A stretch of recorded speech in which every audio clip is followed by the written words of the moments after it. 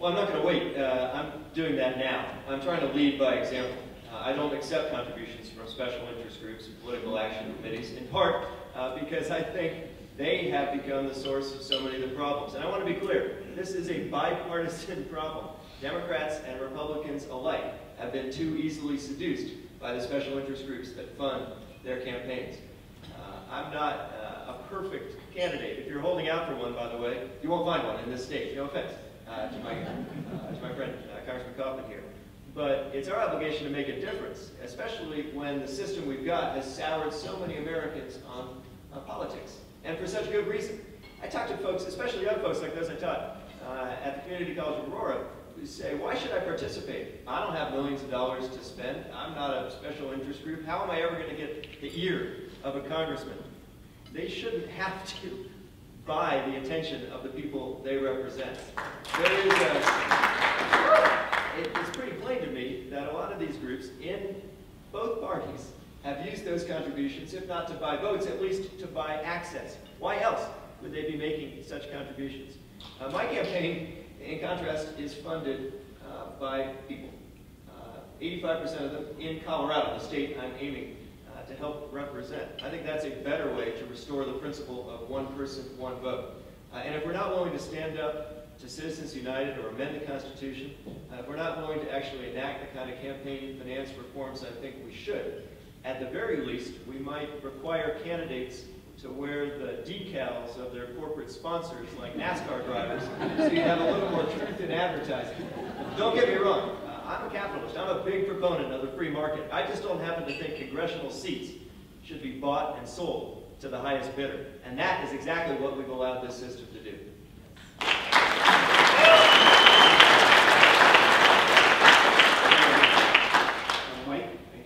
You know, I think transparency is the answer, and every time it seems like we try and fix the system, or somebody comes up with an idea to fix the system, it becomes less transparent. And unfortunately, more money will be spent on this race by outside groups than by the candidates themselves. And Mr. Speaker, you have some of the top lobbyists in the state of Colorado helping you on your campaign. You call corporations every single day asking executives for cash. And you had a PAC.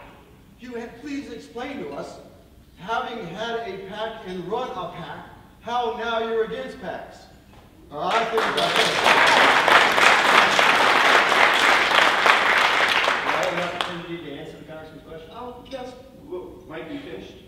Well, I think I'd like to talk some more. Go ahead, Andrew. Let's answer that. Look, I said at the outset, if you're holding out for a candidate who has never made a mistake or never acknowledged one, you probably won't be voting very often. Not just in this race, but in any.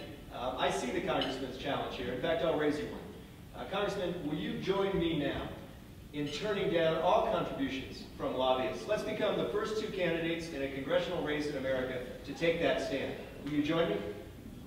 Congressman Coffman.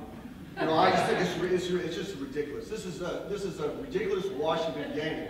You have lobbyists on your campaign. If you think it's wrong, get those lobbyists off your campaign. Get them off that. This is the difference between us. People decide to support me based on what I do and what I believe in. I think, you know, I went to the United States Army and the Marine Corps. You went to Harvard and Yale.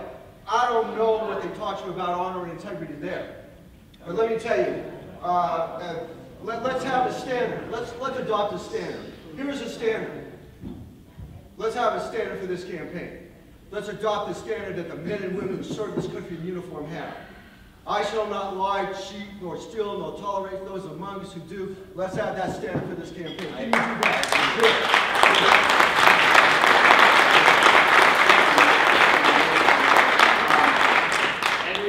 Andrew, any other follow-up on that? I'm deeply disappointed by the Congressman's decision to question my honor and integrity. I made it clear at the outset, and as I've done for the last 18 months, that I revere the Congressman's service to our country. His patriotism is not in question, nor should it be. In fact, I've told my staff, and they can tell you, I will fire anyone on my team who challenges the Congressman's commitment to our country. That is not at issue.